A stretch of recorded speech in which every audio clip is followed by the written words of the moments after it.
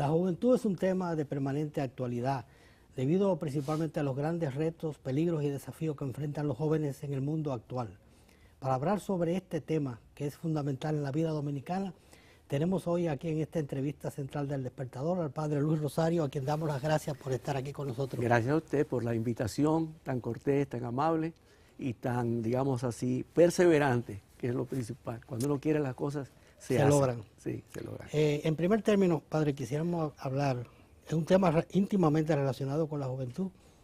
¿Qué podemos esperar en cuanto a expectativas de mejoramiento y adesentamiento de la vida pública y principalmente en la política, con estos jóvenes que pudieron triunfar en algunas posiciones, sobre todo legislativas y municipales en las elecciones? ¿Qué podemos esperar de ellos? Sí, yo lo que pienso es que a la política en cuanto tal en la República Dominicana se le debe dar un giro total, porque es verdad que en otras partes sucede también esto, pero yo creo que hay que humanizar la política, de tal manera que la gente comprenda de que disponerse a asumir un servicio a nivel de lo que es la administración del Estado es una responsabilidad y no una especie como de ventaja o algo provechoso para la propia persona o para grupos de personas. Entonces, en este sentido, uno ve las cosas en forma diferente. Es una filosofía política la que hay que instaurar, que sea humanística. En ese sentido, entonces, uno comprendería que se trata de presentar modelos, proyectos, en los cuales la comunidad es capaz de discernir qué es lo mejor y que por lo tanto es una especie como de confrontación de ideas que se han de materializar, que realmente hace que la comunidad entonces elija entre una u otra posición. Y la juventud es la que puede dar ese cambio en lo que se refiere a una concepción humanística en la política, porque si no estaremos viviendo situaciones como las actuales, en las cuales pues uno es capaz hasta de matarse con otros, porque no ha triunfado su grupo o su propio proyecto, entendiendo que ese proyecto lo que trae muchas veces es ventaja de tipo que repercute económicamente en la persona y una referencia a un estatus de vida que se incrementa y que adquiere una plusvalía cuando entonces la persona gana en digamos, en un proceso electoral. Yo creo que la vida tiene que cambiar en ese sentido. Claro, es un proyecto a muy larga distancia, si se quiere, pero yo creo que tenemos que mirar hacia el futuro para que las cosas cambien. Realmente la situación en estos últimas par de semanas ha sido un poquito traumatizante hasta cierto punto. Porque primero hemos descubierto que donde quiera se cuecen habas, es decir... y dicen que aquí hay calderadas. Bueno. Personas que hacen trampa, que les gusta hacer trampa. ¿Quiénes? De un lado y de otro, de todos los lados. Claro, el que tiene poder quizás hace más trampa o tiene más posibilidades de hacer trampa. Pero yo creo que esto hay que superarlo. La transparencia, la diafanidad, el orden, la disciplina, el no dejarnos llevar simplemente por calentamiento, digamos, en la cabeza, sin reflexionar si eso conviene o no conviene. Nuestro pueblo tiene que crecer. Y crecerá en la medida en que la nueva juventud, la juventud que va desarrollándose y que se va integrando a esa misma acción política, adquiere una dimensión diferente y es capaz entonces de ver la sociedad no como una lucha entre adversarios, sino simplemente una colaboración entre formas de pensar diferentes que hacen posible entonces que se llegue a una especie de síntesis en medio de confrontaciones de tesis, digamos, ¿no? Padre, queriendo buscar una interpretación positiva, ¿verdad? Este fenómeno, este índice que todavía es un poco tenue, pero bueno, es estimulante en cuanto a la elección con el voto del electorado, ¿verdad?, de figuras muy jóvenes, que ahí las expectativas de que puedan producir cambios de actitud. Claro. Esto también nos podría evidenciar en alguna medida que los electores que aún están influidos por el clientelismo, es decir, el sistema tradicional de los partidos y la propaganda, la varaunda, pueden ir teniendo una idea diferente de cómo votar y de cómo llevar a la política y a posiciones públicas gente joven que tenga otra mentalidad. Claro, en cierto sentido podríamos decir que interesa mucho la renovación de las posiciones políticas en generaciones también nuevas, sin descartar naturalmente lo que es el fruto de la experiencia, porque la experiencia no se improvisa, pero no necesariamente quien tiene más edad es quien tiene la razón, sino que hay que ver las cosas con ese criterio creativo, renovador, de emprendimiento, que significa también la misma actitud del joven, de la persona joven, el muchacho o muchacha que se está abriendo a la vida y ve una forma diferente entonces de enfocar la misma realidad social. El problema no está en eso. Creo que en ese sentido los jóvenes pueden tener una dimensión, un universo de posibilidades grandísimos. El problema está en que los jóvenes asuman las malas mañas de quienes les han precedido, sea a nivel partidario o a nivel social.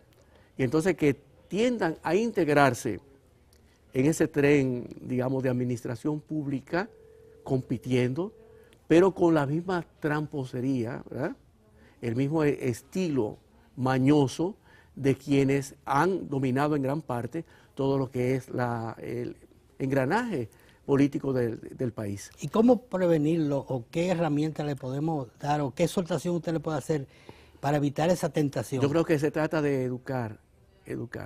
Y lamentablemente quienes tienen la posibilidad de educar al pueblo son los que muchas veces mal educan al pueblo.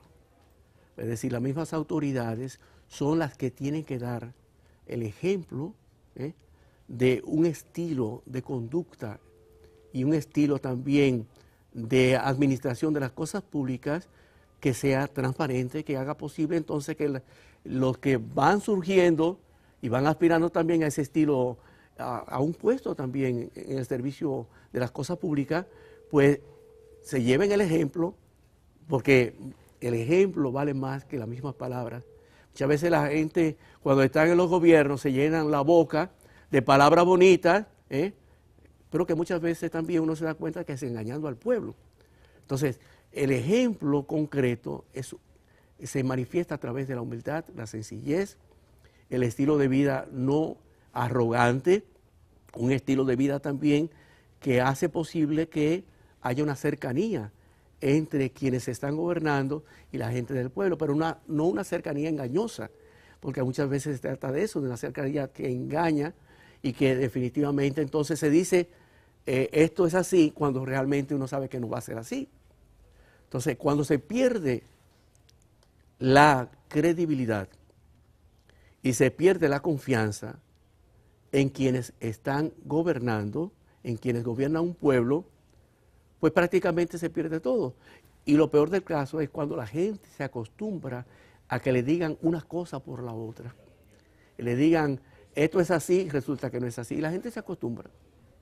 Y lo recibe como si fuera algo sagrado.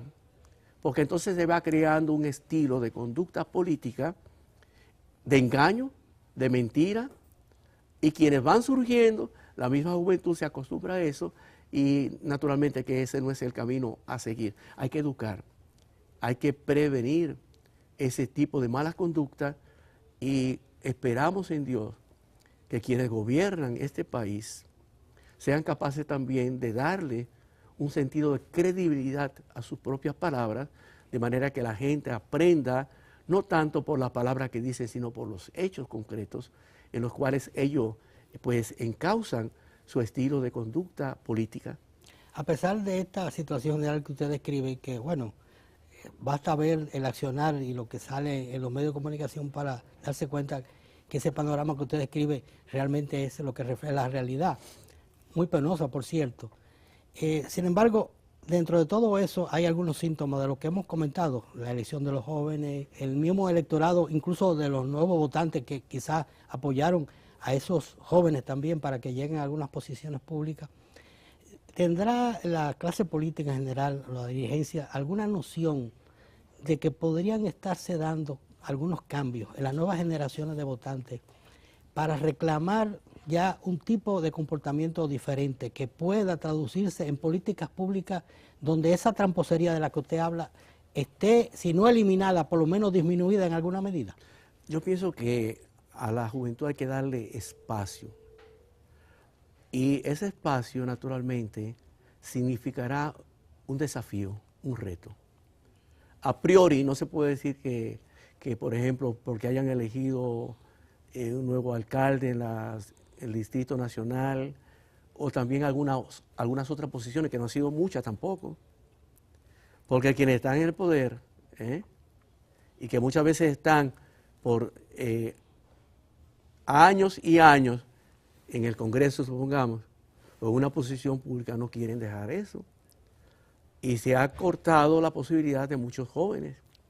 Yo puedo dar testimonio de eso, de muchos jóvenes que han querido sacar un poquito la cabeza y optar por posiciones públicas a los cuales se les ha rechazado. Entonces yo creo que no necesariamente el hecho de que una persona sea joven va a indicar que esa persona trae nueva mentalidad, porque hay jóvenes que son viejos y hay viejos que son jóvenes. ¿En su pensamiento, en su ideología, en su forma de pensar? En su forma de pensar ya se han aclimatado en ese clima salvaje de lo que significa el aprovechamiento de la misma posición política, y si van a una posición pública, van con esa mentalidad. ¿Hasta ese punto ha sido nefasto esta influencia de la actividad política como se ha concebido, como un botín, como un aprovechamiento? Creo que sí, eso no es de ahora, eso viene siendo arrastrado desde hace mucho tiempo. Había esas negociaciones que se hacen muchas veces, corresponden a eso, a intereses. Algunas veces intereses hasta de grupos empresariales que están por detrás, que tienen sus propios proyectos y que hacen entonces que esos proyectos quizás se personalicen en X candidato, y naturalmente eso la gran parte de la gente no lo sabe. Entonces yo creo que en ese sentido la gente tiene que crecer, el pueblo tiene que crecer, hacerse cada vez más consciente, pero aquí hay una grandísima parte de nuestro pueblo que lo que les interesa es simplemente que les den los 300 pesos o los 500 pesos para tomarse una chatica y comerse un pedazo de chicharrón o quién sabe de qué cosa. Todavía estamos a ese nivel, a nivel de las dádivas, a nivel de esos intereses que son tan, yo no diría mezquinos, porque no es cuestión de maldad, es cuestión de que no se ha educado suficientemente al pueblo y se lo ha tratado como una especie de mula en la cual uno se monta para poder llegar más rápido. Entonces yo creo que en este sentido la juventud tiene que acreditarse, no tanto por ser joven, sino por las ideas que traigan. El ser joven no es un privilegio, Todo el mundo pasa por esa etapa. El ser joven es una oportunidad que uno tiene que convertir en oportunidad para toda la vida. Porque árbol que crece torcido, jamás sus ramas endereza.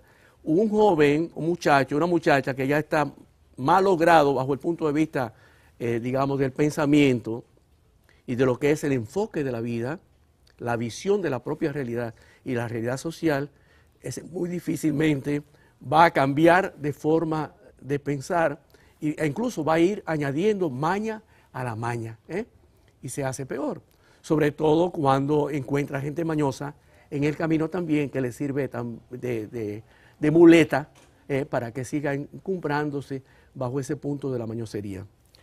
Padre, tenemos que hacer una pausa aquí en esta entrevista, pero el tema de la juventud es muy vasto, así que lo seguiremos después de estos mensajes aquí en esta entrevista central del Despertador.